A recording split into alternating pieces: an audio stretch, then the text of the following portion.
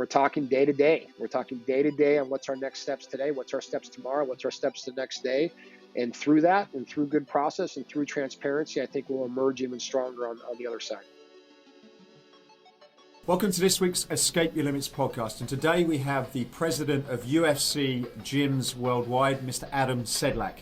In this episode, we talk about how Adam dealt and his team dealt with the run-up of the coronavirus, how they reacted to the initial impact, what them as a company and all their partners are doing now, his thoughts on when it will end, and also what Adam's view is on what the industry will look like and his business when this is all over. So great episode, some wonderful information for anybody in the fitness industry. I hope you enjoy it, and please let me know what you think. Thanks for listening. Adam Sedlack, UFC president of UFC Global. Thanks for joining us today on this virtual podcast. Where are you at the moment, Adam? Matthew, I'm at home in my bed.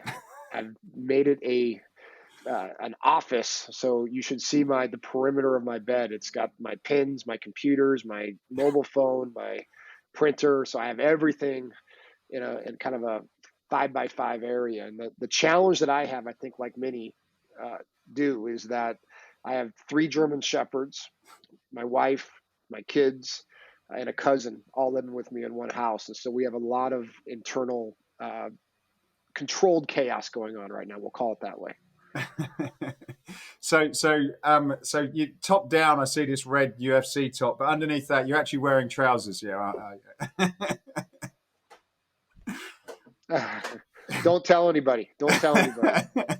I've had the funny thing about the situation is most of the calls and meetings are conference calls, and so we've got one that does just audio and video, and I've been starting extremely early. So some of the ones where I'm kind of half dressed, everyone's like, well, are you going to put your video on? And I'm like, well, probably best I don't do that at the moment. Yeah. No, it's we definitely have to be a little bit unconventional in this unconventional time, right? But I think, I've been watching the entire industry. I'm so proud of how the industry is responding and reacting, and I firmly believe that this is a time that we're not competitors. We're all in this together, and our mission statement is empowering the fighting spirit. But I think that right now our industry has this incredible fighting spirit that I can feel. I can feel, and I know we're going to get through this, but it's definitely going to be a process, and we're in uncharted waters. So we just got to kind of take it day by day. Yeah. What's your thoughts on the I guess the role of the fitness industry? Because one of the things that I guess prior to this is that people that have probably not been particularly well, and when I say well, maybe people that are overweight and got health issues, and maybe isolated from a community. So when they come to a place like your facility or many other people in the industry, they kind of get that sense of community, that they work out, they improve their mindset and their positivity, connect with people, and their life moves in a very positive trajectory, which helps them to reduce sickness and makes them stronger.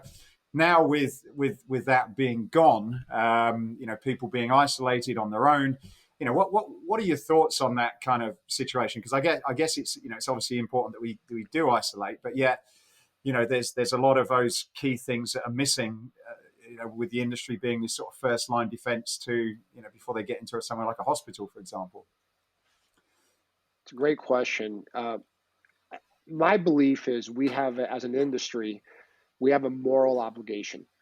And listen, I know the majority of fitness users around the globe are in an organization. The objective is typically to make money and get shareholder return and so forth. But right now the rules have changed a little bit, and we need to come together and with this moral obligation. And I think one word explains it well, which is empathy.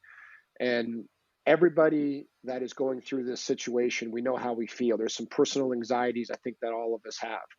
The industry has an opportunity as an aligned force, as a unit, as a unified body, to go out with as much great content as we can through our great people and through the great assets and programming and partnerships that we have together to get that out to the community. Because, as we're going through this as an industry, people are at home right now, and a lot of people don't have a job, and a lot of people are in a stressful position because they just don't understand what tomorrow is going to bring.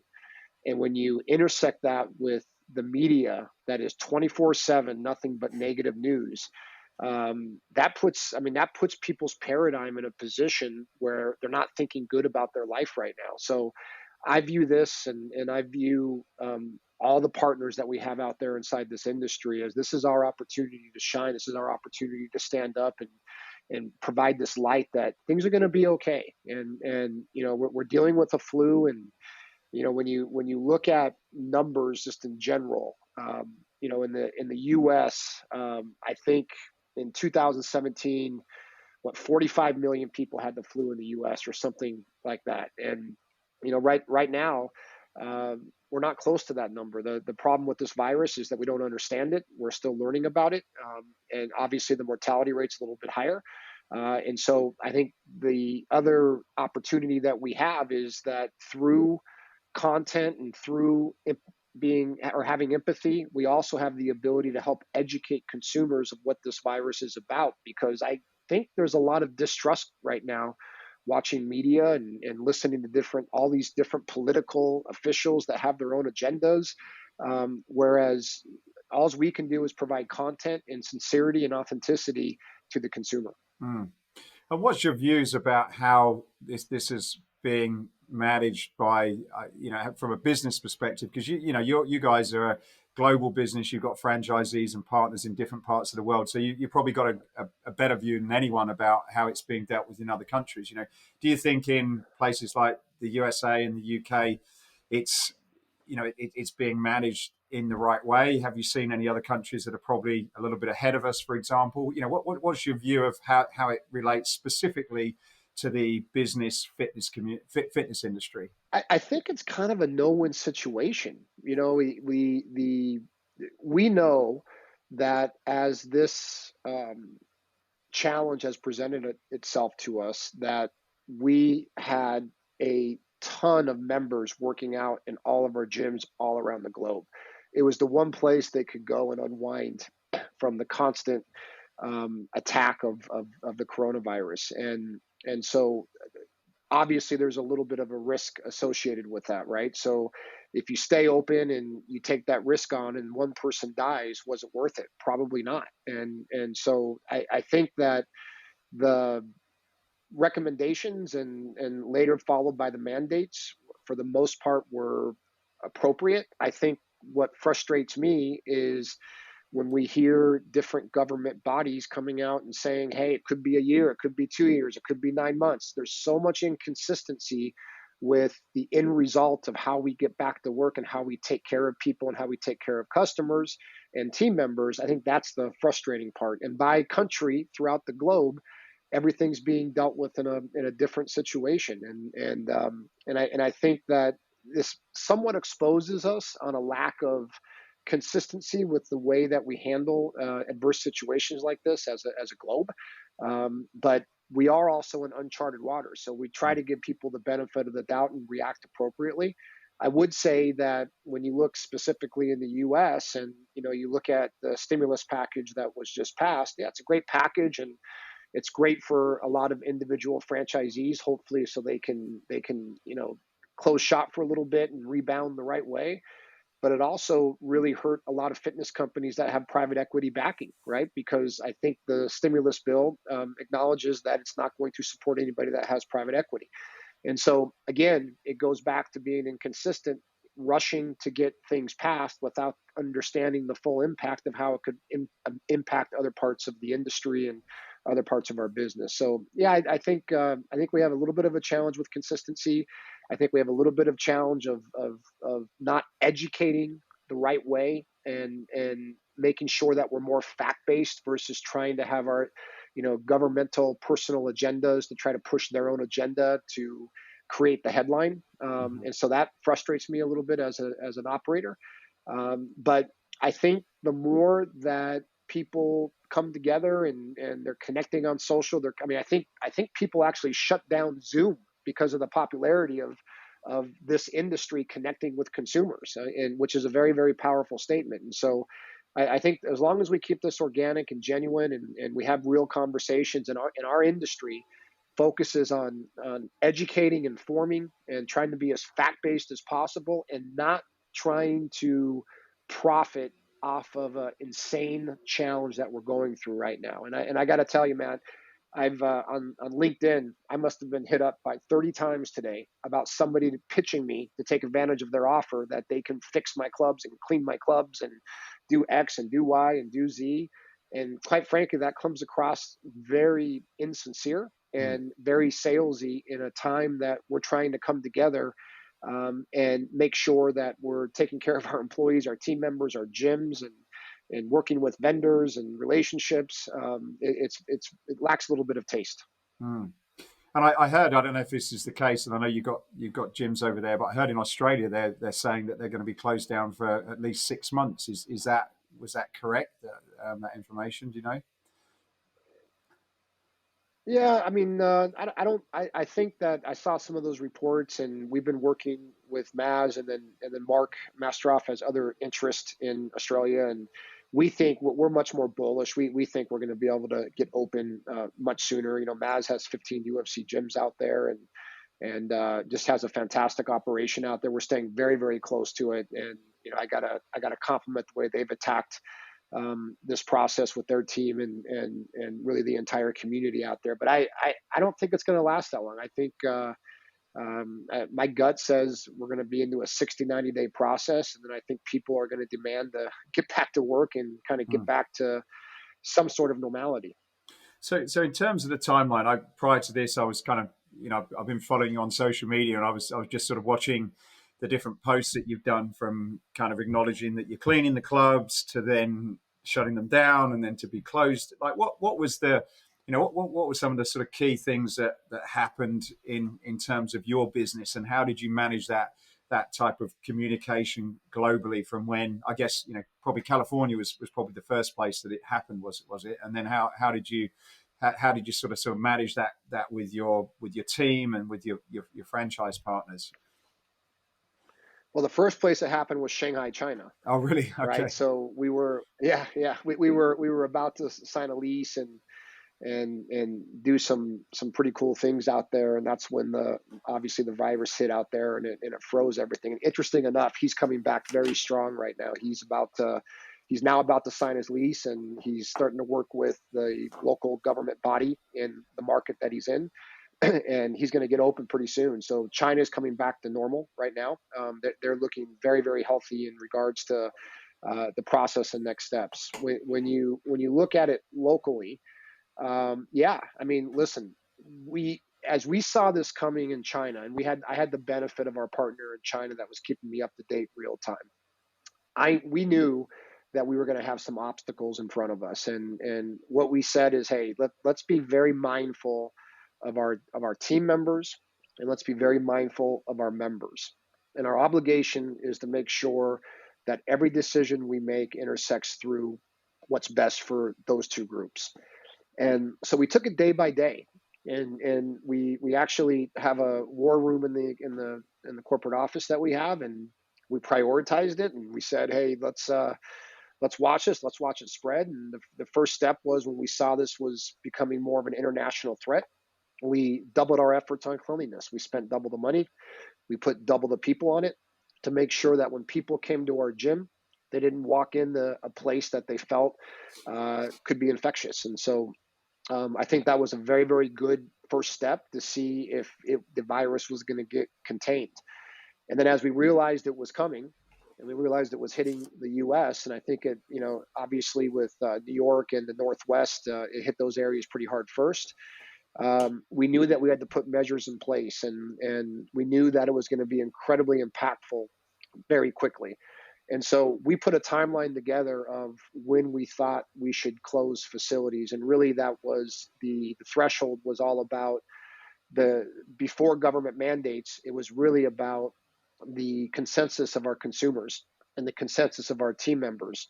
As an example, in Hawaii, they were our last clubs to close, and Hawaii really was hit last. And we had a conversation with our managers just over a week ago, and we got them on the phone, and we said, listen, let's be honest, let's have real conversation. It's not about revenue, it's not about profit, it's about how you feel. What's your mental state?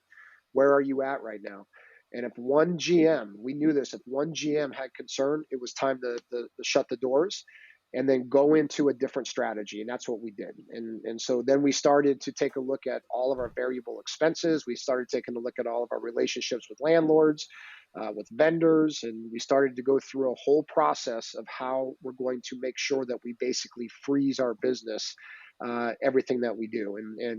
Again, after you shut your clubs, you still have the responsibility to have priorities around your team members and priorities around your members. And so we had to go through that process. And listen, it hasn't been fun.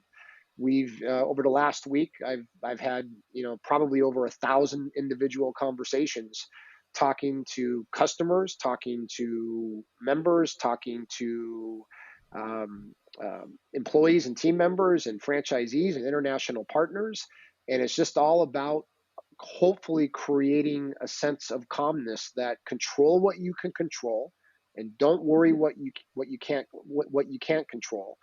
And the biggest thing I think that I'm trying to get across to our people is leadership without reward is what takes the most amount of courage, right? People are used to getting incentivized on hitting goals and everything else that we pressure in our clubs on a daily basis. Well, that's gone. Now it's about doing the right thing for human beings. Now it's about doing the right thing for relationships, and trying to make sure that we limit the worst case scenarios on exposure, and try to make sure that we rely on each other through communication, transparency. And over a period of time, there's going to be layoffs. There's going to be things that we have to go through. But as long as we're transparent and as long as we communicate and we tell the customers what we're doing and we tell our team members what we're doing, even in a worst case situation where you have to lay somebody off, people understand. And I got to tell you, the way people are reacting to this adversity has been incredible. In some cases where you're forced to do layoffs, to watch how people are responding to that is blowing me away right now. They're going above and beyond the duty of obligation to make sure that we can emerge out of this in the right position. So yeah, I think when you look at, to go back to your question, when you look at the cadence and the sequencing, I think that through our people, we've identified when we had to close, and then after that, we identified how to make sure we control expenses and how to make sure that we start working with landlords and different obligations, and now we're taking it day by day, and every day I'm getting on a call with our COO, CFO, our Mark Masteroff, and we're talking day to day. We're talking day to day on what's our next steps today, what's our steps tomorrow, what's our steps the next day. And through that, and through good process and through transparency, I think we'll emerge even stronger on the other side. Mm. And you guys are obviously one of the bigger, I guess, in terms of what's behind you.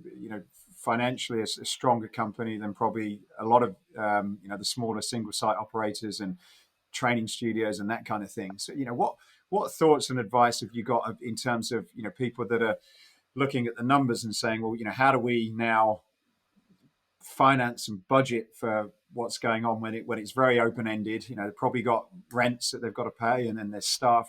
How you've got an experienced team, but what sort of thoughts and advice have you got for people that probably haven't got the network that you guys have got? If anything, there's kind of an exponential impact on us, because we have a much greater network of volume that we're having to deal with on what's uncontrollable to UFC GYM. And so I think we are more impacted. But if I'm talking to individual franchisees and when you think about the one-off studios and so forth that we're the franchisor of, listen, my recommendation, as I've talked about already, is the first call you have to make is to your landlord. There's force majeure, and in a lot of leases, and we just got to use common sense in this process. And there's insurance and there's different vehicles to be able to take a look at your cash flows, but cash flow is king right now, right? Yeah, you have to, as you're looking at your consumers and your team members, one of the benefits of the stimulus package is that the unemployment benefits are pretty attractive. And in a lot of cases, when you look at the average compensation of a team member in the industry, I believe in the stimulus package, and you can correct me if I'm wrong, I think the unemployment can go up to 1,050 per week, based on what your current compensation level is now. And so I think in regards to the government provisions that were created from the last stimulus package, I think there's a good opportunity for team members in individual franchise clubs that get laid off to be able to take advantage of those programs. And then the franchisee, I think it's the right thing to do is to relook at their entire business. And it's one thing as you go into one of these crises, you got your current business and the crisis hits, and then you got to make expense control decisions, and you got to make decisions around how you're going to reduce your labor and so forth. It's a whole nother thing how you emerge out of this crisis. It's two different conversations, right? So as you emerge out of the crisis, what does your business model look like? What is the consumer? What's the appetite of the consumer after this is over? How did you treat your members when they were on freeze? What's the relationship like with the landlord? What kind of concessions? How many months of free rent are they going to give you? Are they going to reduce your base rent? Maybe you can pay CAM only, right? So there's so many different variables here that one has to think about. But I would say that if smart individual business owners right now are looking at the stimulus package, they're looking at how to finance their business through that package. They're taking a look at their team and their customers and making sure their messaging is right. And then they're focused on how they're going to emerge from this crisis an even stronger business. You talk about messaging and communication as being important. What are some of the and I've seen you've been active on social media. What do you think business leaders, whether it's they're running one site or a number of sites and thousands of people, what are some of the things that you've found is effective? Because I guess us being in a similar position, we have over 100 employees and we're in different countries like yourself. And I guess the challenge is almost like on a daily basis, you're watching the news, listening to what the government are saying. Sometimes the government are probably not always saying the right things or not getting everything clear. There's been a couple of cases in the UK where statements have been made and then they've retracted them.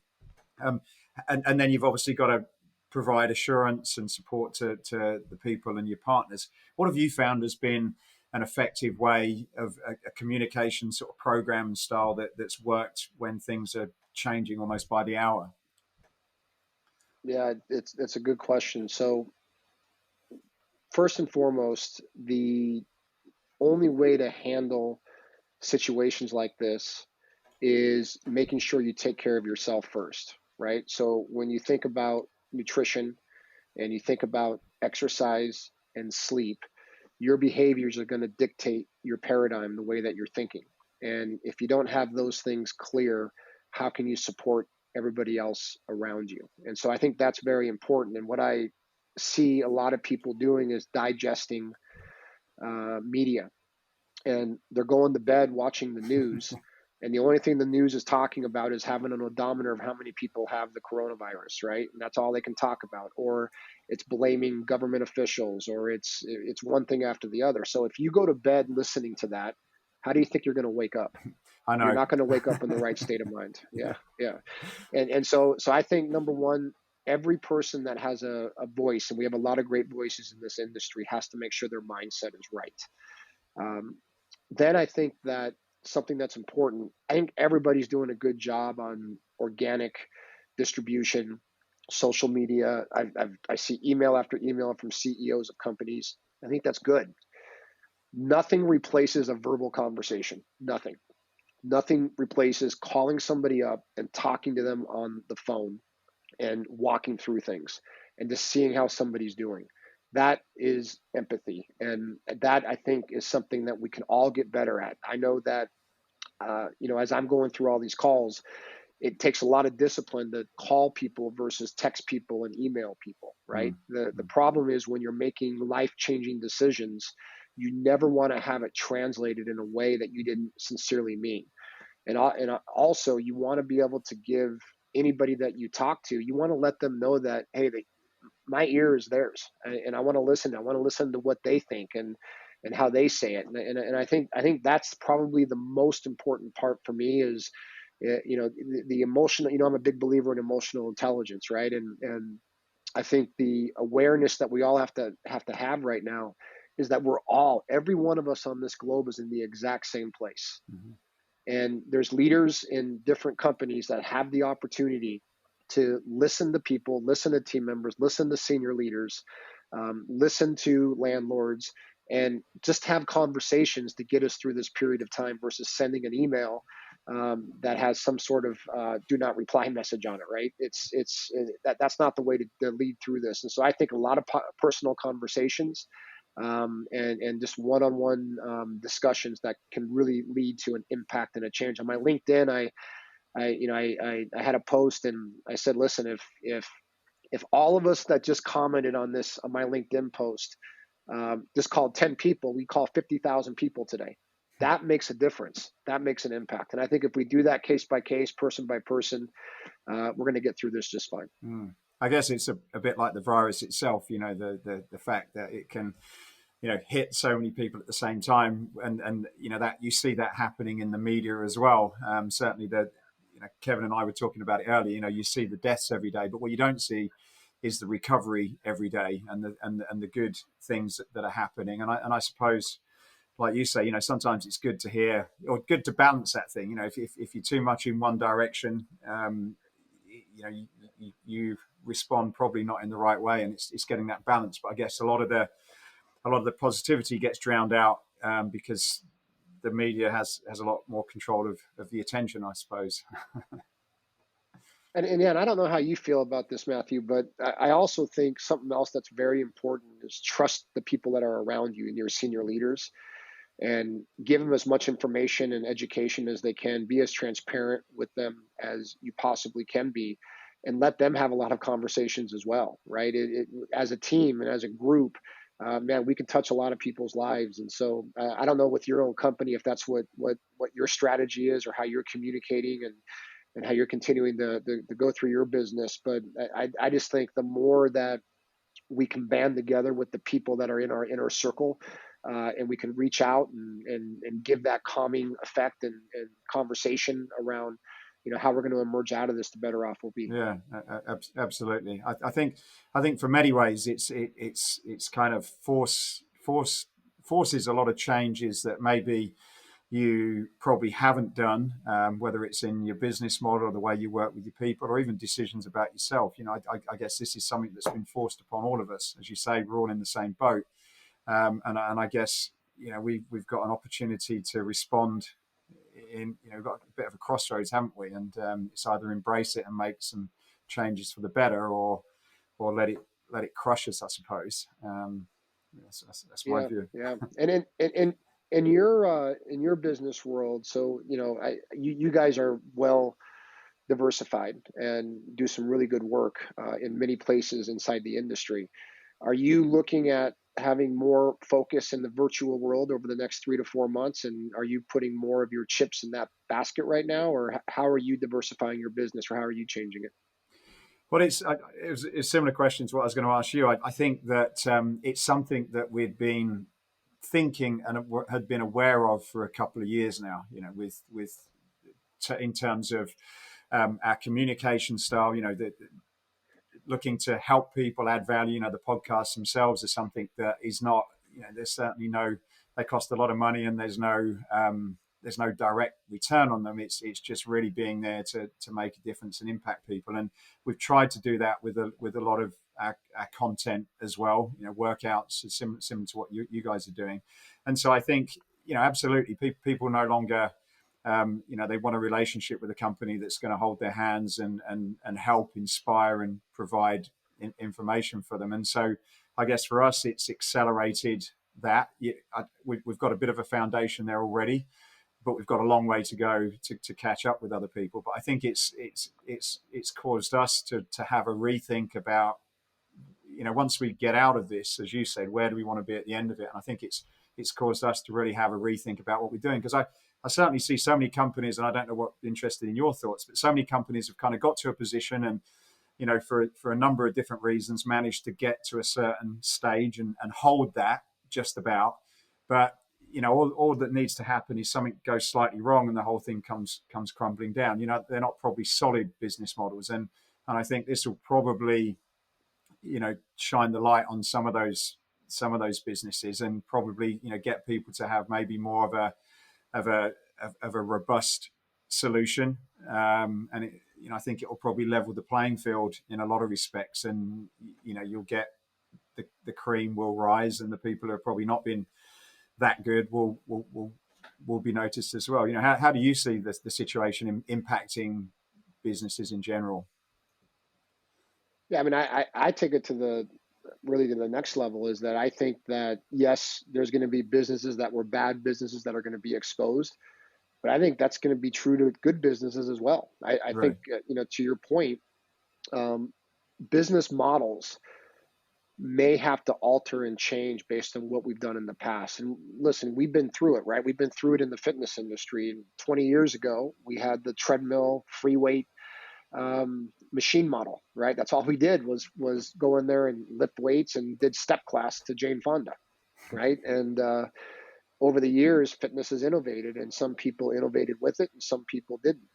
Well, this is kind of one of those transition points, I think, where there's a lot of strong business models out there that are going to get exposed, not in a negative way, but in a way that they have to adapt Mm-hmm. and slightly change the way that they're doing things. We're no different.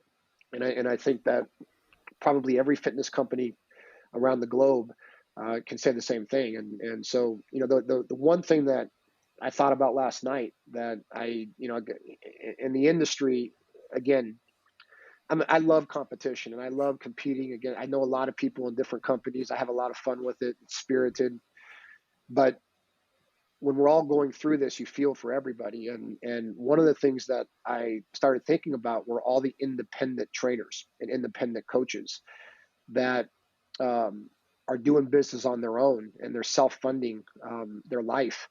That's been completely shut off. And not that I would ever um, um, say you shouldn't report revenue to the government, but there's let's face it, a lot of independent trainers haven't been reporting revenue to the government. So now when they go try to get benefits, they're going to get turned away more than likely. And I started thinking about all those people, and I started getting concerned about those people, because there's nothing for them to fall back on. And that's an example of a business model where independent trainers and independent coaches were collecting straight cash, and maybe not all of them were reporting correctly. I'm sure a lot were. So let me say that. I'm sure the majority are, but there's probably a lot that weren't. And now they know they're going to have to adapt their business. Otherwise, if something like this happens again, it could be a real issue. So, yeah, I think we're all in a position to adapt and to pivot a little bit. I've already been having those conversations. Mark has been on the forefront of this to really challenge everybody's thinking about how to look at fitness on a go forward basis. I mean, we may come back to the industry where we have to be 6 feet from each other, right? Mm. Well, that kind of ruins some of the, if you think about like a Soul Cycle or something, when everybody's right next to each other on a bike, that makes it a little bit challenging. And so let's see what comes across on, when we come back. But I think as long as everybody has a very open mind to adapting to any potential adversity that's provided to us as we reopen, I think we'll be in a good position. And I'm actually incredibly bullish on this, is that the consumer wants badly to be out of their house and working out in gyms and facilities. I know it. I know it. I can feel it. I get emailed all the time. I'm getting hit up on social media all the time. People want me to go open the gym and give them free weights, and let them borrow our free weights, right? And it's constant. And so I do know there's pent up demand, that the industry is, once we're able to reopen, we're going to be just fine. But let's just be very sophisticated and smart about it. Mm. Yeah, certainly. We've got some friends in the consumer fitness side, and some of the numbers that they've been telling me in terms of their increase. It's almost like 1,000% year on year growth in that market. So it certainly seems people realised how important fitness is. just simple things like going and running out in the park and doing pull-ups that you can't do anymore. Just real simple things like that. When they're taken away, you have more of an appreciation for it, I guess. And certainly, if you look at social media now, there's certainly no lack of demand. It's, I suppose, the thing I question is, after going to the, just been to the store to pick up, just to see if there's anything left there, and people are, they're distancing, they're wearing masks, they're got gloves on and all this sort of thing. I just wonder how long you think it would take before behaviours change, where they're happy to be rubbing shoulders with someone that's sweating and breathing profusely next to them, and do you think that that's going to change the dynamics of a what used to be a fitness facility? Yeah, there's a lot. That's a very subjective, question, right? And there's so many different approaches to how to think about that. Which, by the way, at least your wife lets you out of the house. My wife won't let me out of the house. I'm quarantined in the house. She hid my keys, and I can't escape. Um, I think that when, in my opinion, um, I was watching our members as we were getting ready to close, and the media was pounding on this virus. And what I saw from our members was a respect. And the respect that I saw is that I didn't see one member try to check into our gym that was sick or ill. And to me, that was incredible. I mean, we have jujitsu, right? You Yeah, can't get any closer yeah. with somebody than jujitsu. And jujitsu is so based on respect, and those guys honored that. And so I think there's this unspoken rule that if you're sick, don't get other people sick. Now, I can't speak for everybody, of course. I can't. We know there's always going to be outliers to that, but members tend to self-police one another. It's interesting when you watch them on the workout floor. When somebody doesn't re-rack their weights, typically another member will say, "Go re-rack your weights," right?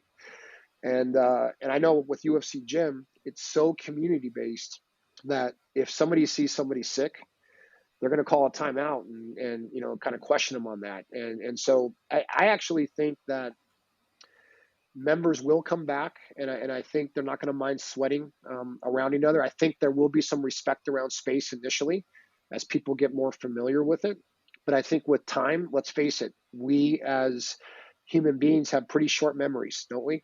And so this is a big thing that we're going through. But as we get back to normality, or the new rules of normality, and we get used to it, we get comfortable, I think you're going to see people, coming back together and training and working hard together, and getting back to a more normalized way of working out. But I do think that it's a discussion point now. Before, it wasn't a discussion point. And 6 months ago, 3 months ago, this wasn't on anybody's mind. So I think now every coach, every team member is going to be much more conscious to identify if anybody's sick inside their facility. And I think customers are going to be much more mindful not to get anybody else sick when they're out in public and in community, not just gyms, but anything. And do you think that the sort of the general environment, in terms of the importance of cleanliness, which has always been there, but in classes, and how what people wear, gloves and mats and all those sorts of things, do you think that will, there'll be a rethink in terms of those sorts of things as well in a gym like yourselves? Yeah, but what does, when things happen like that? Guess what happens with it? Innovation, Mm-hmm. right? So the incredible human beings around the globe innovate products to provide safe environments. And we're gonna see that in this space. We're gonna see, whether it's air filtration or whatever it's going to be. People are going to come out with products that make consumers feel very good about it. But I do listen. There's going to be steps to this. There's going to be steps of acceptance, and I get it. I think about the same thing. But I'm incredibly optimistic that in people's soul and inside their heart, that they love to be around other people. They love to interact. They love to socialize, and they love to be part of a community. And I don't think that will ever go away, which is why I think the fitness industry that we know is here to stay long term, no matter the circumstance. Again, we have to adapt a little bit. Some innovation has to happen, but the industry itself is going to come out of this in a very, very good position. And people, you don't really realize what you're missing until you lose it, right? And it's the old parallel to you break up with your girlfriend and your girlfriend dates another guy, right? How does that make you feel? Well, the when people aren't able to work out and exercise and be part of a community, I think they're feeling a loss. It's almost like um, you're losing something in your life. And I think that it's been taken for granted for a long time because we've never had to go through this as one industry. Mm. And so that's why I think people are going to come back. And again, it may take some time, and it may take a little bit of patience and innovation, but we'll get there. Mm. I like, not taking away from the seriousness and the people that are sick and dying out of this situation, but I'll there's no good from that side of thing. But from a purely talking from a business perspective, are there positives? Like you talk about innovation, and I suppose for fitness, for the operators and for vendors, it kind of opens up the door to a lot of things that weren't needed and a lot of opportunities. Do you see positives in having this reset button where you can actually say, well, look, is there different and better ways to do it? I suppose one of the reason I ask that is because it's nice to be able to leave people with some hope to say, well, look, good things can come out of this because there's so much negativity. What's your thoughts about that? Well, I mean, let's first, state this, that if I found how to make $1 billion by being shut down, but it impacted our team members and our customers, it's not worth it. So nobody wants to go through this, and it's not easy talking to all these individuals because lives are being affected, and so you always have to have that as your filter, and it's man, it's been very emotional, not just myself, but the rest of the team that I have in our corporate support center. It's been a tough one, but what I would say is you have to make the best of what you got. And the current circumstances, we can't be open for workouts, and we are in a position that things have come to a halt inside the industry, and so now we got to make the best of what we have, and we have to take a look at where are our opportunities as a business. You can't be arrogant, right? You got to be incredibly humble, and you got to take a look, and again, it goes back to emotional intelligence and understanding, what does the consumer really think? We've been on these net promoter scores for quite some time, and we've been capturing all the negative content that we get. And because sometimes all of us are so busy all the time, I mean, it's one thing after the other in our industry, right? If it's not closeouts, or if it's not going to URSA, or if it's not going to events and opening clubs, or it's one thing after the other. So using our time wisely, now it's time to really make sure we look at every opportunity that we have and try to say, okay, how can we take control of that opportunity and pivot just slightly to turn a negative into a positive? And we have that opportunity now, and we'll certainly take advantage of it. And there's enthusiasm around that, right? Because you need to, right? And one thing that I would caution everybody is that if you just open your doors and say, okay, time to reopen your gym, but you're not inspiring or educating your team on some sort of innovation, you're going to have a flat opening, and you're not going to make a difference in your community. So I think the more that we can do that to inspire consumers and team members to come back excited and fired up to get back into fitness, the better off we'll be. And I think that I would hope that most companies are taking a look at how we can better service customers, both in our gyms and outside our gyms.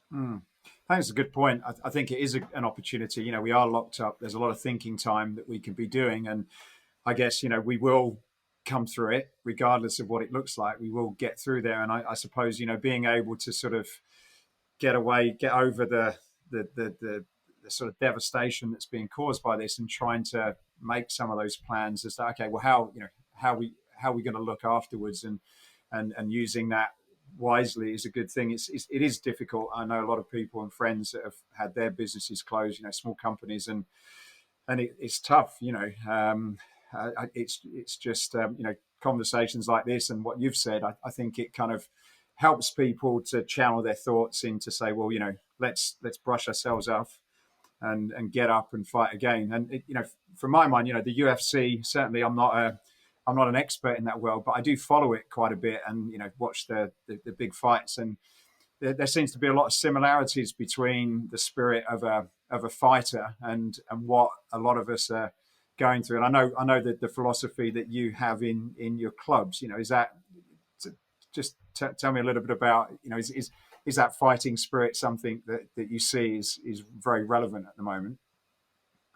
Oh my, Matt, I can't tell you how relevant it is, and when you're going through what you're going through right now, and especially everybody that listens to these calls that are in leadership positions, you know how much energy and emotion you're expelling, and you also need to recharge your own batteries, right? And these UFC athletes, as an example, to watch these guys through this adversity have been incredible. They're doing at-home workouts. They're filming themselves making nutritious dinners and lunches. They're doing karaoke. I'm trying to get Frankie Edgar to film himself doing a karaoke challenge against his wife Renee, and they are so incredible through these adversities. And you're right, Matt. You're right, because it's exactly the way a UFC athlete looks at when they go to prepare for a fight, right? It's the same thing, is that you have all these adversities to prepare for your fight, cutting weight and learning your disciplines and being in the best possible shape. You're the best version of yourself when you enter that octagon. And there's so many things that can get in front of you. It's how you overcome that. They're drawing from that, and I'm learning from that. As a leader, I'm able to pull from that and learn from those guys in the way that they live their life. And ideally, my objective is to extend that to our senior team so we can share that with the rest of our team and our customers. And we always talk about empowering the fighting spirit. We always talk about having fun and inspiring and being gritty and being humble and doing things with teamwork, which, by the way, spells fight. But we always talk about that. And this is no better situation, no better scenario than to exercise that. So um, um, you know, it, it's how people respond, right? It's how people respond and react. And I can't sit in front of you and say, hey, here's exactly how the story is going to end on this coronavirus, but I can tell you with 100% certainty of how we're going to act during this coronavirus. And we're going to try to do the right thing 10 out of 10 times. And we're going to try to make sure that I think I can speak for everybody in the industry when we're going to come together. And we're going to give our customers and our future customers a place where they can, when this thing is over, they can check out of reality and come to us and really invest back into themselves. And I just got to say this is that I really would push, if this gets out to anybody in government or what have you, is I would really push for people to take the industry a little bit more serious. Some do, some have been, and I'm thankful for that. But there's a lot that just think that it's a nice thing to have when so many people don't realize that no matter what gym they go to, and of course I love what we do for people because of the way we train and make people feel better, but they don't realize the ramifications that we have in the way people think and the ramifications and tentacles of the industry, of everybody that supports this industry. From Matt, from you do a fantastic job. Your goods are incredible. To even your own competitors like TRX and other people, these are all companies that need fitness clubs to be able to operate, to equipment manufacturers, right, to finance engines, it's a huge world, and I don't think that the industry's been given enough credit. And I ask, the Senate and the House of Reps and the president, and listen, please consider us, respect us, that we're trying to do our best to give back to people in a free, empathetic way right now, and we need a little bit of love in return. I would agree, and as I said at the beginning, I think there's thousands, tens of thousands of trainers and people out there that every day prior to this they were going into clubs and they were making people smile, making them feel better about themselves, and as a result, though you can't measure that in with a body fat caliper, it's very difficult to put a value on it. But certainly, helping people to smile and stay positive, um, that's going to make a difference to their life and how they act, and how they deal with diseases and viruses and that kind of stuff. And I suppose it's such an important it's such an important part that we can play at the moment. And I guess in some ways it's important that people in the industry realize that. And I think it could be an important time for the industry to get recognized for the part they play, and hopefully when we do come out of that, people look at it in a different way as well, because now more than ever, I think people want a little bit of hope and inspiration. I've even seen some of the posts that you do, and a bunch of people in our industry that have just put out a few simple, very very simple positive messages, but people are just looking for that that hope at the moment. Yeah. I think. And what else is interesting, Matt, is that a lot of people are doing these live workouts now, right, on IGTV and so forth, and all of our clubs are now doing that. So there's a whole schedule that we have as a company, and we're just giving free content to the globe. Well, I'm watching one of our clubs perform this workout, and as it's surpassing 500, 600 people taking one class, all these new relationships are being created. So I'm seeing people from Australia, from Switzerland, from other areas, and now we're seeing our Instagram channels grow, and it's becoming a larger and larger community. And it's not here. We're not here to sell these people a membership. We're just not. We're here to provide a service which brings people together that have a likeness. They're all looking for the same thing. And it's amazing to watch one another respect each other, and the thumbs up and the positive. To your point, the positivity that gets driven from that it's just been incredible. And so I would encourage the industry to continue to do that, because you're seeing fitness in general become very, very aware in the social media sphere, right? It's you can definitely see it increasing, and the awareness increasing day in and day out.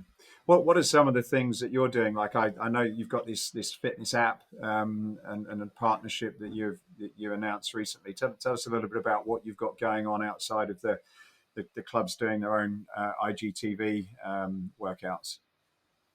Yeah, so we have our fitness directors who, to me, are the best coaches on planet Earth. I mean, they are incredible. Most of them have multiple certifications, but they're certified in the world of MMA, right? So MMA is very functional, right? And it's almost spiritual, right? So the way they present and the way that they instruct is just a little bit different, which I really appreciate. So they've been growing these class communities all online with Facebook Live and Instagram Live, which have been great. Even Zoom, I think we shut Zoom down by accident one time, but that's been growing. And then we had a partnership with Mike Dolce called UFC Fit, and we just happened to have all this already produced, right? So we had a bunch of workouts all produced on DVDs, and DVDs are what people used to play in these players and watch on their television.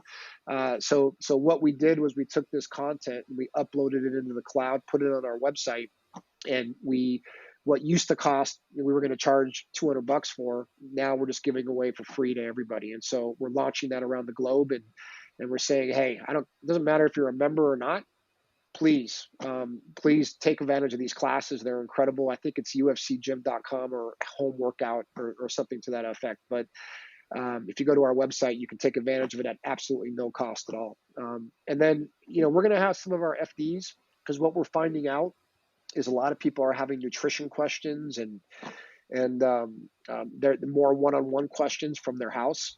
And so we'll look at launching some sort of online personal training program, where we just basically charge at cost, whatever the labor is. It's not about making margin. It's just about making sure that we can continue to service consumers that want more personal information, individual to them. We'll probably leverage like .Fit Nutrition and some other vendors to be able to do that. So we'll start driving some of that as well. But I think if we stay organic and we give a lot of free content, and we continue to do that, we offer some digital online training with some of the best coaches in the universe. I think it puts us in a pretty good position to service the at-home consumer until our doors reopen. Right, fantastic. So what's your, if you had to predict, and I know it's a difficult one, but when do you predict things will start to, let's talk about North America, I guess, first, but when do you think things may open up again, and what are some of the things that you'll be looking to do when that happens? If there's nothing that's confidential, that is.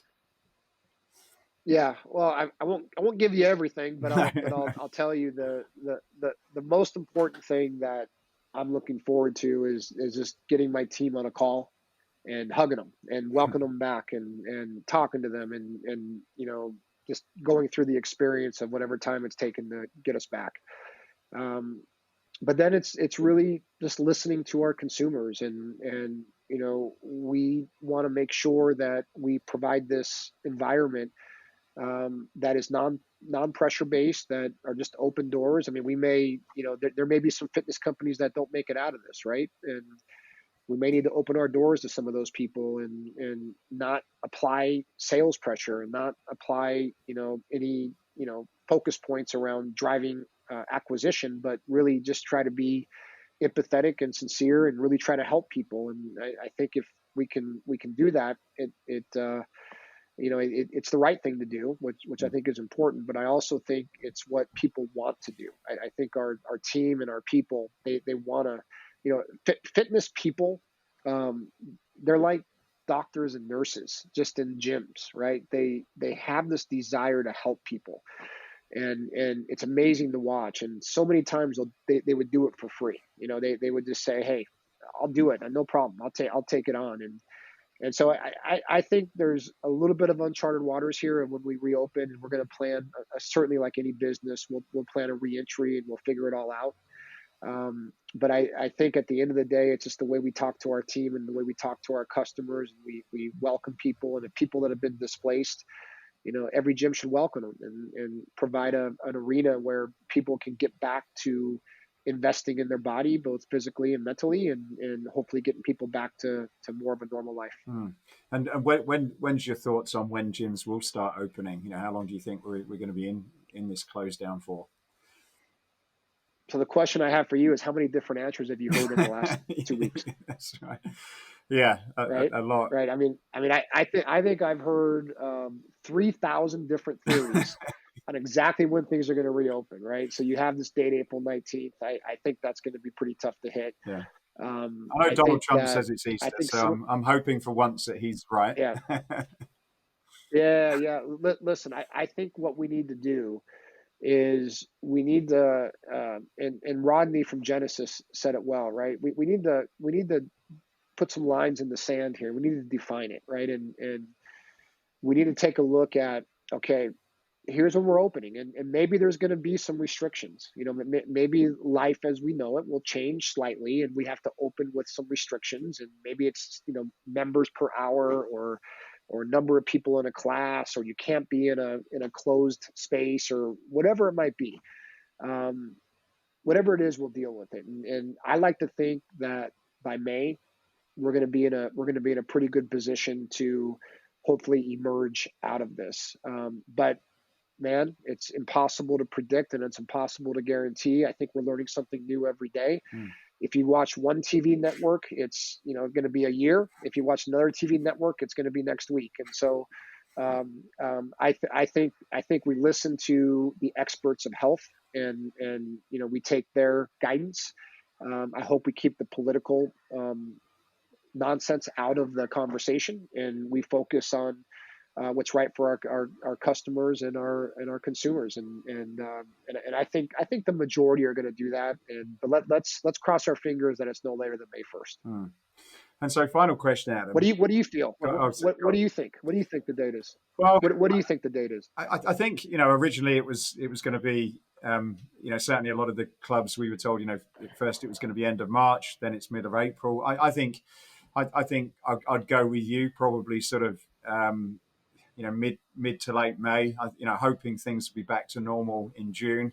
We're like you, we're trying to put together cash flow forecasts, because once we're closed, you can't ship, you can't invoice, and then it's like, well, what do you how much cash do you need, and what do you need to do? So we're having those same discussions ourselves in conjunction with a lot of people we work with. But I would hope that there can be some leveling out, and things will go back.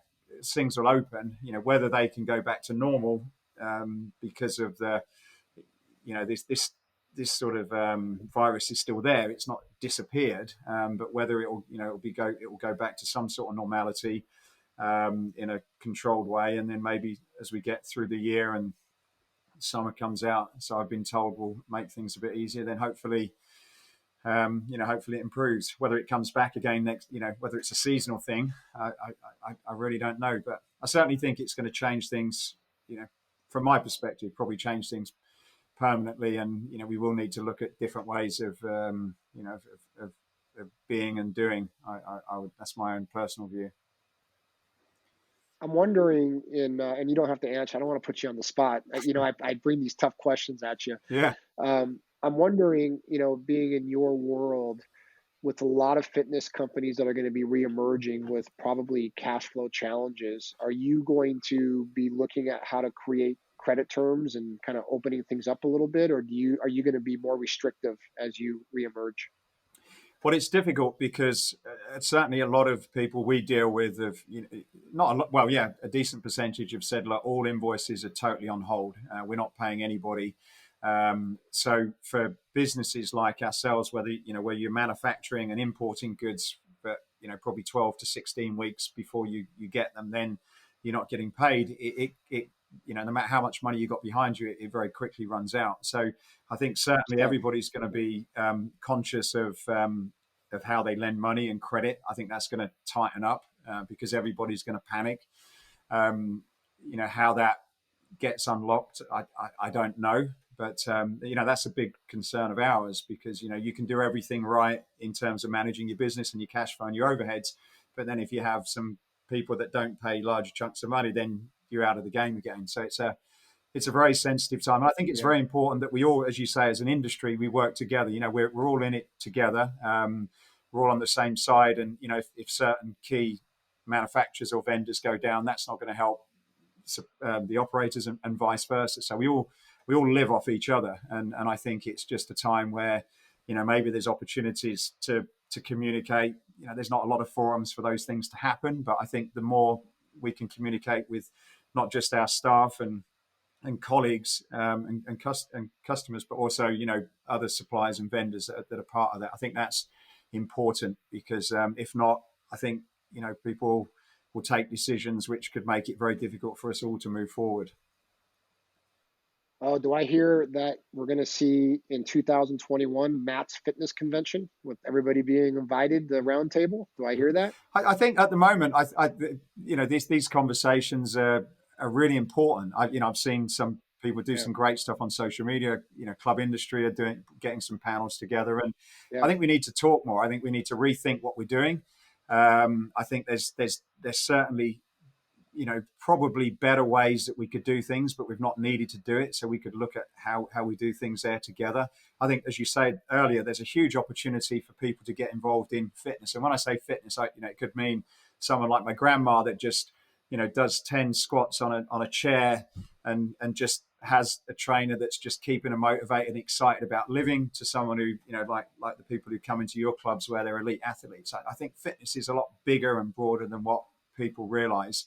And I think there's an opportunity to be doing a lot more than just inside the four walls, even for people that currently just operate within the four walls. You mentioned before that you've now got all these people that are aware of you that are doing stuff from home. And I don't know whether you think about that. Do you think that there's this, there'll be the in-home and the in-club will start to be part of that sort of, halo that you operate in? Well, first of all, I got to give you a plug because I spoke at one of your events in Thailand, and I think that's what you're talking about, right? Is you bring a lot of fitness experts together, and it was incredible. I mean, it's incredibly resourceful to be able to talk to other experts in other markets and countries and trade areas, and I think it also inspires the team that you have working for you. And Not to mention, I think you showed me the world's biggest bottle of vodka that I've ever seen on planet Earth. Yeah, I got to tell you, your event was great, and I think we do need to do more of that, more of those social events to get people together and learn from one another. To your question on in club and out of club, yeah, listen, we before this happened, we knew that the in home fitness product was emerging, right? There's everybody and their mom is getting into fitness, and they're putting products, at home products in place. And to me, it's a little bit uncontrolled, and I don't know if there's, Peloton obviously has its own space that I think does pretty well. And I have a lot of friends that are on Peloton, and I think that it'll be interesting to see how that impacts the cycling industry to a certain degree. But um, uh, I think other things will follow at home, and I think it's how gyms work with at-home products that can make all the difference, right? It's not about looking at it as a competitor, because as much as people want to work out at home, they still want to go to the gym. I promise you, that's inherent in people's minds, is the ability to connect emotionally and connect with other people. And so I don't think that will ever go away. And I realize Peloton does a good job via a screen, but it's just not the same thing. It's not the same thing. So I think we'll see more and more at home stuff, and I think gyms will connect with more and more of those at home products. I mean, I would UFC GYM. You inspired me today. I would love to work with Peloton, right? And maybe I call Peloton on Monday and say, hey, let's talk about some sort of partnership where we can connect together, right? So I think that world's going to continue to emerge, but it's not going to replace gyms, and I don't think it ever will replace gyms. No. So, final question then. Then this is to sort of Adam Sedlack, personal, without your business hat on. But what does this situation mean to you and your family? What's going on in the world. I guess it's quite a unique moment in history in terms of what's happening, and the fact that you're at home, probably spent more time with your wife than you have done in the last 12 months, my guess.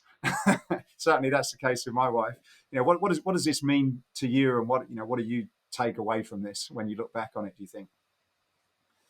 Well, I think my wife's going to have to go on blood pressure medicine, because I'm definitely pushing her patience in a big way.